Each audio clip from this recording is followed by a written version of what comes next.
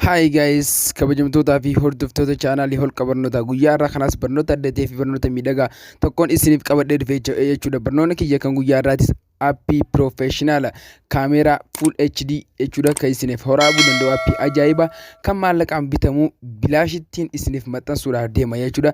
Appii kana itti buufadhaa interview diraamaalee filmiilee waan feetan ittiin hojjechuu ni dandeessan jechuudha. Appii kana yoo fayyadamtan filtariilee garaagaraa qabu jechuudha. If keessaa gaa kaameraan hedduun isaa fookasii hin qabu jechuudha. Fookasii illee appiin kun of keessatti argachuu ni dandeessan. Appii kana keessatti fayyadamtaniin isin barsiisuudhaaf deema. Kanaaf gaa namoonni chaanala kiyyaaf haaraa taatan namoonni guyyaa irraa dhuftan jechuudha chaanala kiyya subscribe gochuudhaan gaa holqa barnootaa kan jiru jalatti barnoota adda addaa ni argattaniin isin jaa appii kana kunnootii ProCam X jaa akkuma beekamu piloosoo irra galeetiin isin garsaa akka inni maallaqaan bitamu jechuudha. Birrii Itoophiyaa 200-300 oliin bitama jechuudha. Mee isin ittiin argisan ilaalaadhaan isin jaa. Egaa piloosoo keenya keessa erga gallee gubbaa kanatti kun sarchi baarii kana gubbatti ProCam jettanii kun akka kanatti ni barreessitan. ProCam jettanii jecha gabaabaadhaan erga barreessanii kun isa gubbaarra isa lamaffaarra jiru ProCam X HD kaameraa Pro kan jiru kana kun isa kana jechuudha. Yeroo irratti tuynu kun appiin kun gaa maallaqaan bitama bilaashitti hin argamu jechuudha. Doolaara 4.99 doolaara 5 jechuudha. Doolaara 5 jechuun wanta guddaadha. Birrii 300 ol isinitti fudhata jechuudha. Kanaaf gaa bifa salphaadhaan akkaataa ittiin buufachuu dandeessan appiilee garaagaraatu argama. Kun appiin ProShot jedhu kunillee birrii qaaliidhaan bitama. Isa kana isiniif maxxansa barnoota itti aanu keessatti jechuudha. Kanaaf gaa isa kana akkaataa itti buufattanii isin garsa websaayitii kiyya galuudhaan gaa bifa salphaadhaan bakki isin kaameraa kanarraa buufachuu dandeessanis kunnootii gaa viidiyoo amma daawwachaa jirtan kana jala kunnootii iddoo tana kunnootii jechuudha. Iddoo barreeffamaa kanarraa tokkoof yeroo kana tuytan description box isiniif gabbaasa jechuudha. Appii as tuqaa buufadhaa kan jiru liinkii kanarratti al tokkodhaaf tuquudhaan jechuudha. Salphumatti gama websaayitii keenyaa baradhu.com kan jiru kunnootii isa kanaatti isin fide kun holqa barnoota kan jiru gama kanaa isin fide jechuudha. Salphumatti yoo kana gatooftan kunnootii Pro Camera X HD APK download mode kunnootii qulqulluu isaa jechuudha buufachuudhaaf wantoota kanneen kana kunnootii waa'ee isaa jechuudha dubbisuu ni dandeessan.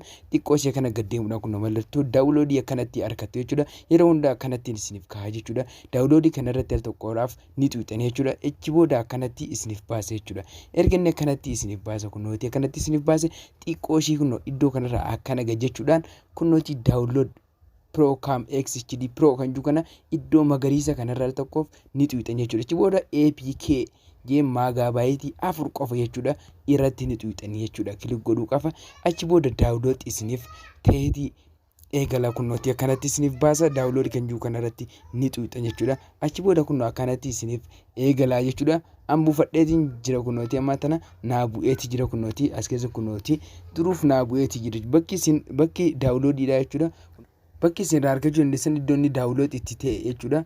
Argachuudhaaf tuqaa sadan gubbaarraa kana qofa ni xuuxanii jechuudha. Achi booda kanatti isin gatarreessa daawulood kan jiru kana keessa ni galtanii jechuudha. Achi booda wanta daawulood gootan akkanatti isin gatarreessa jechuudha. Egaa daawwattoota kiyya kunnootii appii fayyadamuu deemnu kunnootii kun appii kana jechuudha. Itti fayyadama isaa mee keessa galeetiin akka dandeettii inni qabuu fi fookasii hanga inni qabuun isin garsa jechuudha. Na wajjin laalaadhaan isin jira appii kanarratti kunnootii ni xuuxanii erga xuuxanii appiin kun akkanatti isiniif baasa jechuudha.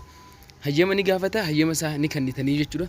Kunnootii ammaan tana akkanatti yeroo inni isiniif baasu fookasii ammaan tana yeroo viidiyoo raabdan fookas godhuudhaaf kunnootii amma baala kunnootii isa kana laalladhaadhaan isin jira. Baala kana amma wanta duuba jiru kunnootii boqqolloo kana hunda dho'isuudhaaf gaa kunnootii maanuweel iddoo jiru kana xuyna jechuudha. Maanuweel iddoo jiru kana erga xuyne akkana nuuf baasa gamaa gamana oofuu ni dandeenya jechuudha. Ammaan tana kunnootii laaluu ni dandeessan gamaa gamana yoo oofnu boqqolloon sun guutumaan guututti hin mul'atu jechuudha. Fookasii kunnootii akkanatti bareechee isiniif qaba jechuudha. Fookasii ajaa'ibaa jechuudha. Baala isa kana qofaatu mul'ata kunnootii harka kiyya qofaatu mul'ata wanti harka kiyya duubaa hin mul'atu jechuudha. Baala kana dho'isnee wanta duubaa mul'isuudhaafis kunnootii isa kana gama bitaatti akkana ni harkiftanii kun wanni hundi ni mul'atu jechuudha. Harki keenya laakiin harki keenya hin mul'atu jechuudha. Amma tana wanta duubaa mul'isuudhaaf balleessuudhaafis kunnootii yeroo viidiyoo raabdan akkanatti waraabuu qabdu jechuudha. Fookasii bareedaa fi ajaa'ibaa ta'e qaba jechuudha. Egaa daawwattoota kiyya barnoonni kun hedduu bareedaadha. Kaameraan kunillee hedduu bareedaadha. Kaameraa kan jedhamullee ni jira kan akka kanaa jechuudha. Sanillee isin barsiisuudhaaf hin ta'a jechuudha. Yoo fedha qabaattan komentii jalatti naaf barreessaadhaan isin jaa kunnooti baala kana qofaatu isii takkitti tana qofaatu mul'ata jechuudha. Wanti kaan hundi hin mul'atu. Fokkosii ajaa'ibaati gaa hedduun itti gammadaan kaameraa kana jechuudha. Ofii itti fayyadamee waa hedduu diraamaalee adda addaa fiilmiilee garagaraa itti hojjedheetiin jira. Isinis akka itti fayyadamtan jeetiin gaa maallaqaan bitee isiniif fide jechuudha. Kanaaf gaa itti fayyadamadhaan isinin jaa buufadhaa itti fayyadamaadha jechuudha. Maallaqaan bilaash jechuudha. Kaameraa bareedaadha gaa fokkosii ajaa'iba qaba. Harka kiyya qofaatu mul'ata jechuudha. Kanaaf gaa hedduu itti fayyadamaadhaan isinin jaaladha isinin kabaja. Viidiyoon kun yoo isinitti tole laayik godhuudhaan namoota saayibban keessan biraan gahuudhaan sheer godhuudhaan biraan naaf gahaadhaan isinin nagaan naaf tura. Baay baay.